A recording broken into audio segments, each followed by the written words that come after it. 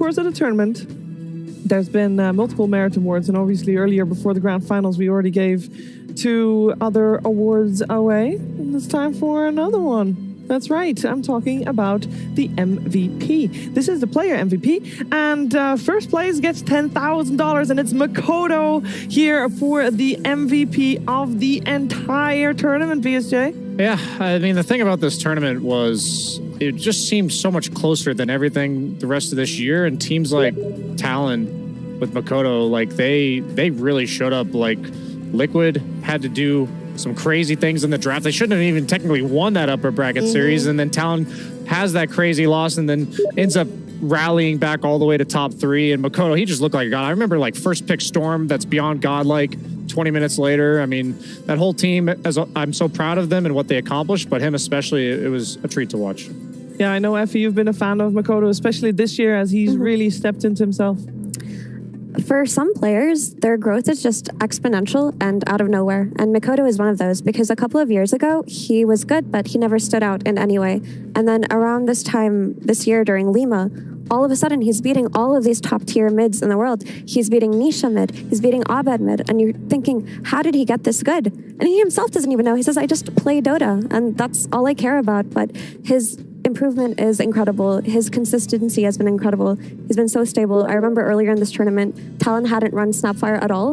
And then the next day, they ran it 3 times mid on Mikoto, who hadn't really played it. And then he just played the series of his life. So kudos to him. Yeah, I think from my perspective as a player that played against him, I think he was probably the best mid laner in terms of laning this tournament, which is quite a big step up from before.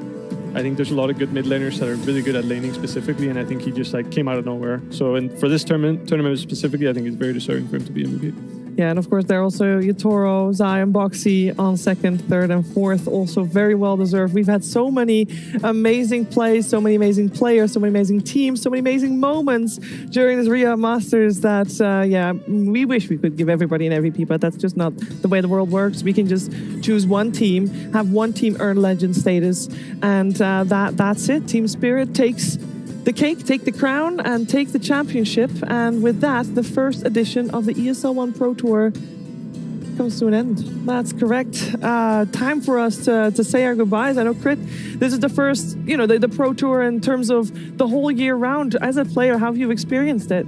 Oh, it's been heavy. It's been a lot of Dota because it's been mixed with the DPC and the kind of 2 formats that are similar.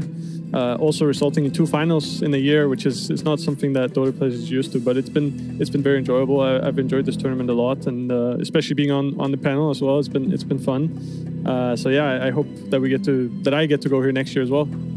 But maybe then we'll see you playing while we're talking about this. Hopefully, yeah. We'll talk about your Tusk. That's right. That's right. It's been quite the road, Effie. I know that there's been such amazing games of Dota. The quality of Dota, it's not been this high for a long time. Yeah, every team stepped it up and brought their best, and I have so much respect for all of these players, all of these teams, all of the hard work they put in, and the entertainment that they've provided us. So I'm just grateful to be here, grateful for the Dota that I've watched, and hopefully we can do it again next year. Final words, Brian? I would just say that the whole setup with Dream League season 19 and 20 just it really did allow like a story to develop throughout the entire course of this season. And yeah, this event was just awesome. I mean, there were TI vibes all around, like nonstop throughout the course of that playoffs. And I personally didn't think I would feel that coming into this tournament. So that was a very pleasant surprise, and can only hope for even more TI vibes at TI itself.